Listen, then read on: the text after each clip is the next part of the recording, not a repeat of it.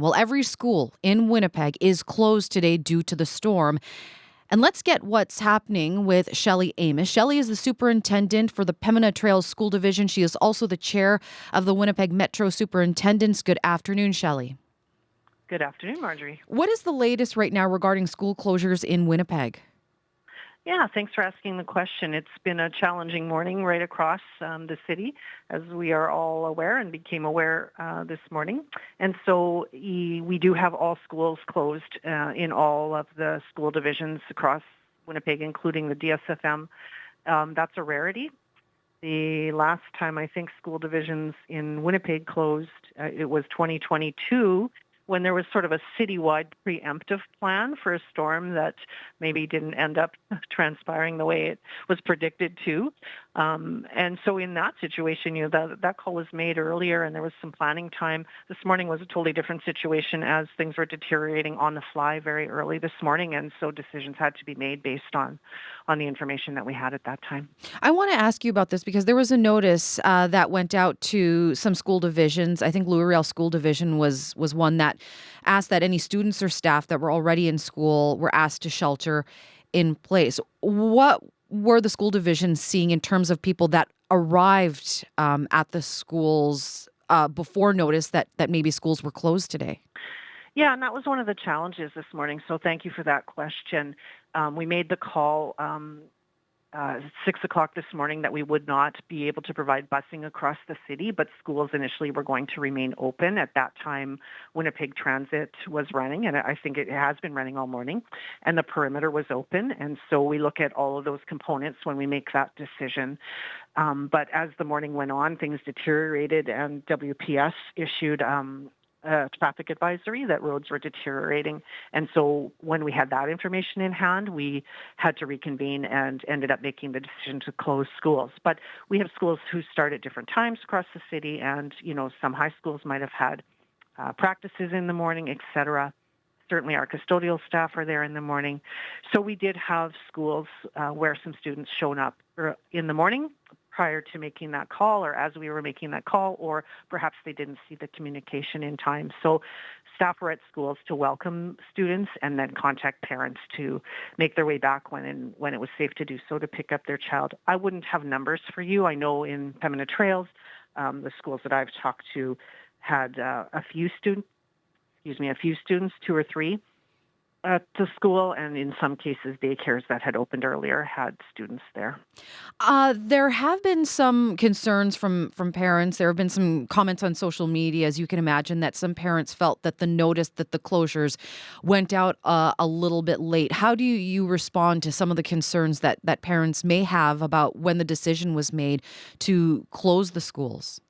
Yeah, that's a fair point. And I would say, we had to make the best decision we could at the time with the information on hand. And when new information came our way, we were able to revisit that decision.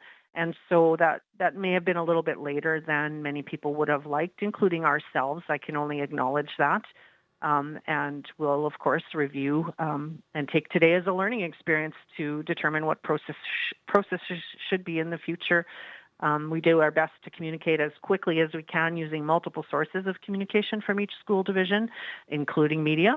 And in that way, we thank you for helping us out live on radio and in print so people can find the best source of information, but acknowledge that it was a later call than anyone would have liked this morning. The forecast was issued about a couple days ago, so there was a forecast that a storm was coming.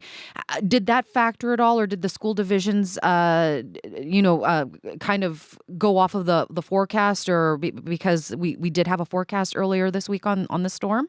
We do pay attention to all of it, but typically we don't preempt. We still gather at our information. We have people out on the roads as early as 4 o'clock, 5 o'clock in the morning, checking conditions and sort of see what the state is in the morning.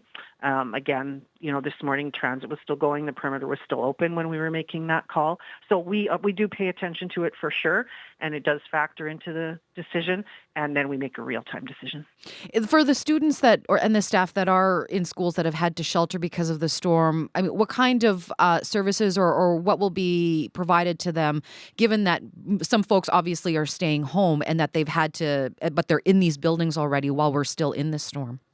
Yeah, yeah. That's a fair question. I think most are being picked up slowly as the day goes on, but in the meantime, there's staff in the buildings to, you know, be alongside students, and learning, of course, won't look the same today as it would with the full load there. So, you know, students will be given access to common rooms or their classrooms and have activities to do. All of our schools, with the wonderful nutrition funding we have food in place, so we can provide that to students as they need along the way. Shelley, what do parents, students, staff need to know moving forward, whether it's this afternoon or tomorrow, about attending school? Yeah, the schools will remain closed today for the full day.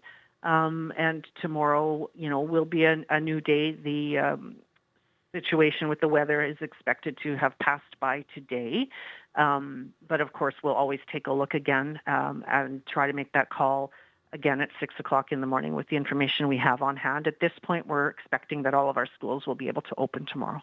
If parents need to get the most up-to-date information, Shelley, where do you suggest they go? I think, you know, most school divisions, it's the website that I would direct parents to go to.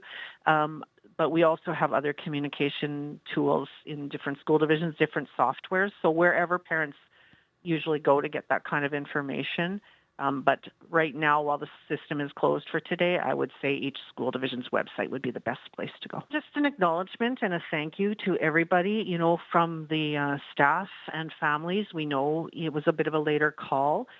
We did our best to communicate. It's not a decision that we take lightly. It's a well thought out decision. It's coordinated across school divisions in Winnipeg right now. And we thank everybody for understanding that. We see changing weather patterns. And so, you know, we'll take today as a learning experience and review our processes and see what we need to do for future.